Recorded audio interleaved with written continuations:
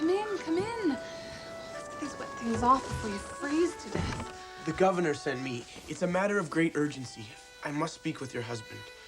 He's not well, Tom, but I know he'll be glad to see you. Come and sit by the fire.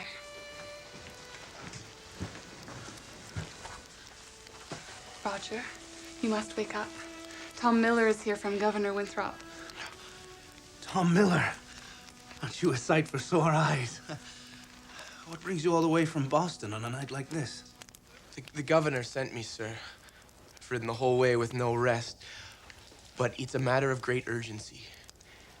Mr. Winthrop sends word of great danger for you. The magistrates want to send you back to England. They've dispatched Captain Underhill and his men to take you by surprise. So, my high and mighty judges, they're not content with banishing me from the colony. Do they not know I am a sick man? Mary, some of that special tea, please. I would offer you some, but it's a rather bitter concoction. I was taught it by the wild Americans, the barbarians, as the Christians like to call them. And yet we are the ones who have stolen their birthright and occupied their homeland. And we call them barbarians. Thank you, dear. And I've got something for you too, Tom.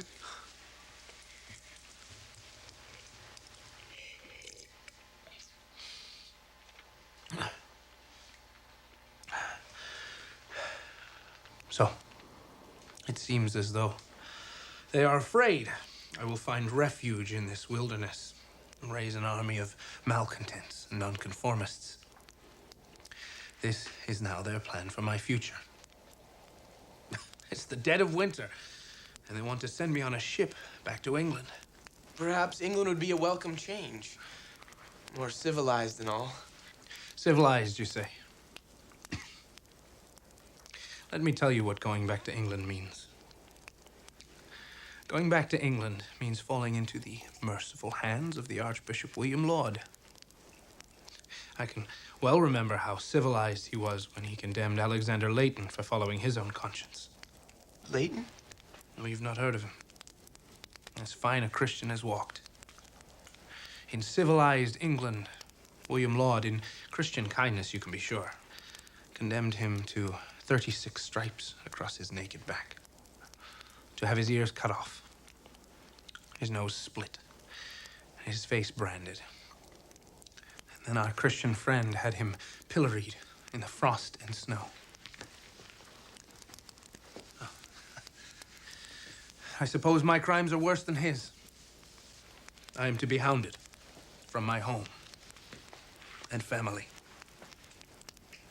for standing in support of freedom, for preaching the gospel of liberty, and for upholding the rights of every man, even the Indian. Tom Miller,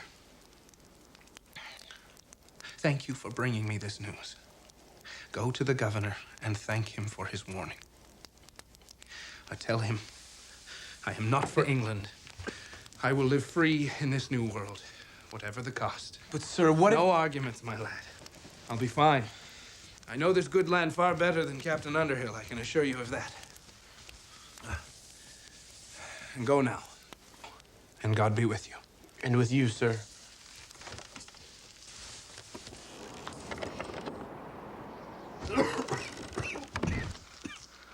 Good lad, that. Mary, those things you set aside for me, I need them now. I will leave tonight. Tonight? But you're ill. If you go out in that storm, it will be the death of you. It will be the death of me if Underhill catches me here. I must be gone and far off before he and his men ever arrive. Those things, please. Yes, I've got them here. I'm not sure which is worse, having Underhill catch you or you catching your death out in this storm. I'll take my chances with the storm any day. At least, kiss your babies goodbye. They will miss you terribly, as will I. Do not disturb them. You will all be in my thoughts every waking moment. And God willing, we will be together very soon. I must go now.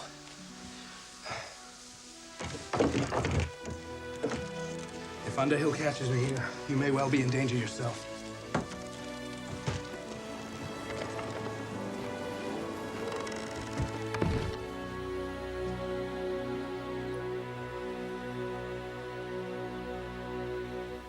Corria o mês de janeiro de 1636, quando Roger Williams deixou sua família e o seu lar para enfrentar o tremendo frio daquele inverno na América do Norte.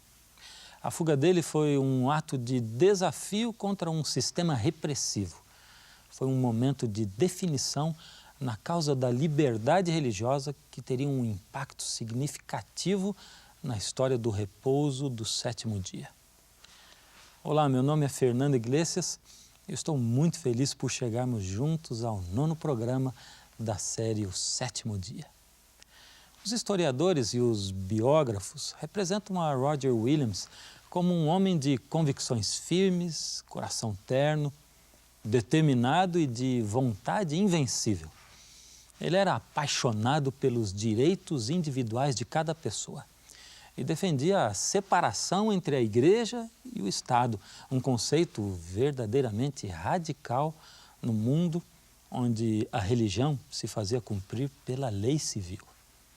Depois de fugir de Salém, ele partiu em direção ao sul através do mato sem trilha alguma, sobrevivendo com o que podia tirar do solo florestal. Afinal, encontrou abrigo entre as tribos nativo-americanas que viviam na baía de Narragansett. Seus inimigos devem ter se alegrado por livrar-se dele, mas sua família e amigos desejavam saber se ele sobrevivera ao cruel inverno.